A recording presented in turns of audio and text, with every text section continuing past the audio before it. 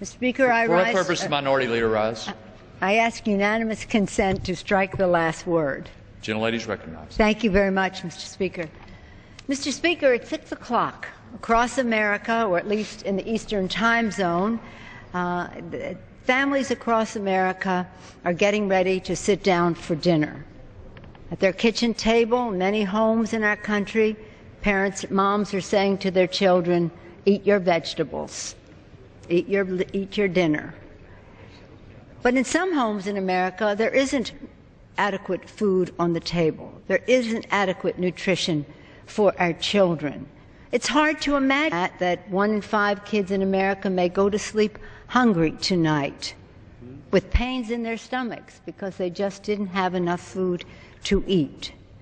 In its wisdom, the United States of America established the WIC program a while back for women, infants, and children to make sure our nation was strong, was to make sure that we fed our children. Our country made a decision that feeding our children was a priority. Sounds so obvious. Families make decisions about their budgets, that they're going to feed their children. They wouldn't think of saving money by not feeding their children.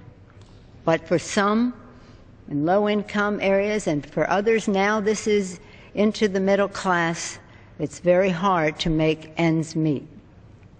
And so you wonder, these people who are sitting down to dinner, how the Congress of the United States should decide that in trying to reduce the deficit, which we're all committed to do, that's important to our children as well, why we would decide to balance that budget on the little tiny backs of our children, many of whom don't have enough to eat.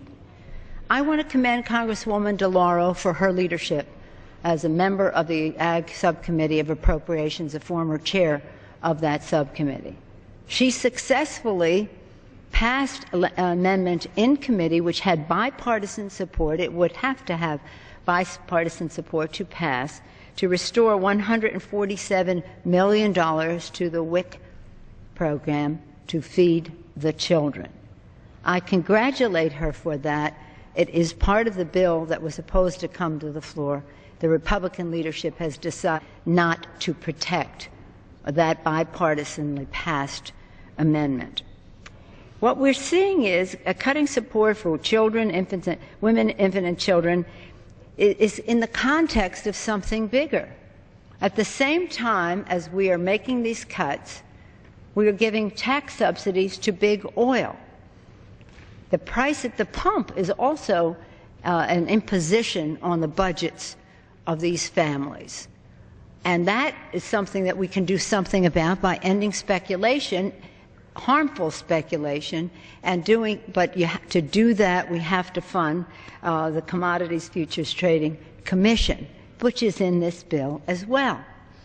And the Republicans are saying they want to delay, and defeat the enforcement of laws which would end speculation, which would reduce the price at the pump, Goldman Sachs says, by at least 20%.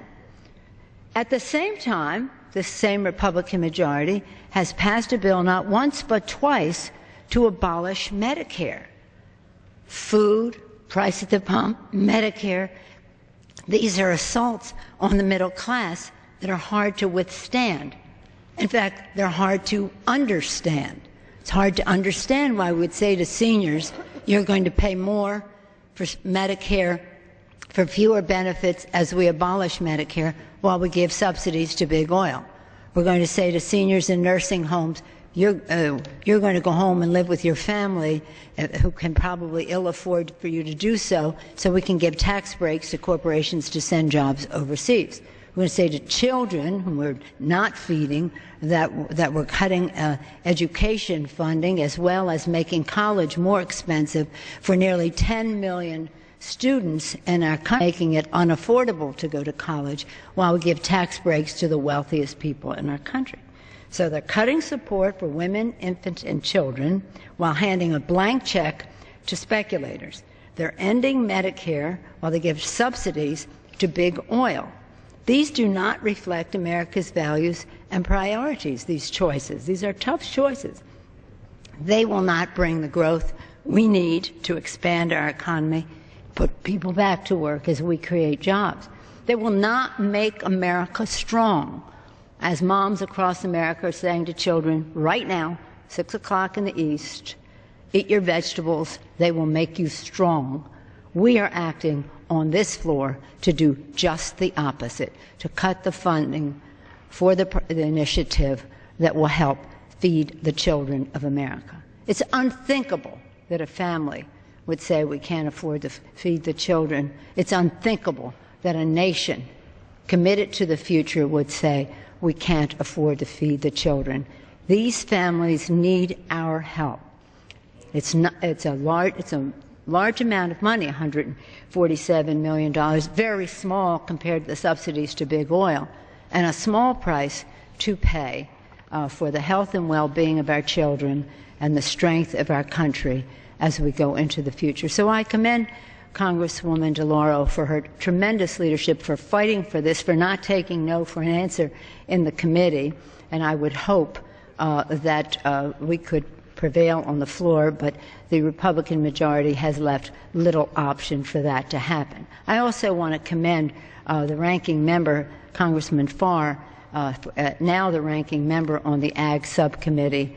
Probably nobody in the Congress knows more. There may be some who are as equal, I don't know, but probably no one knows more about this issue, presenting an agricultural issue region as he does, and also being committed to the health and well-being, the good nutrition of our children so that they can be strong, so that they can learn in school, so that they can be part of our great country in the best possible way for them. So I thank you, Ranking Member Farr, for your leadership as well. And with that, I yield back the balance of my time. Gentlelady yields back. For what purpose? The gentleman from Arkansas rise.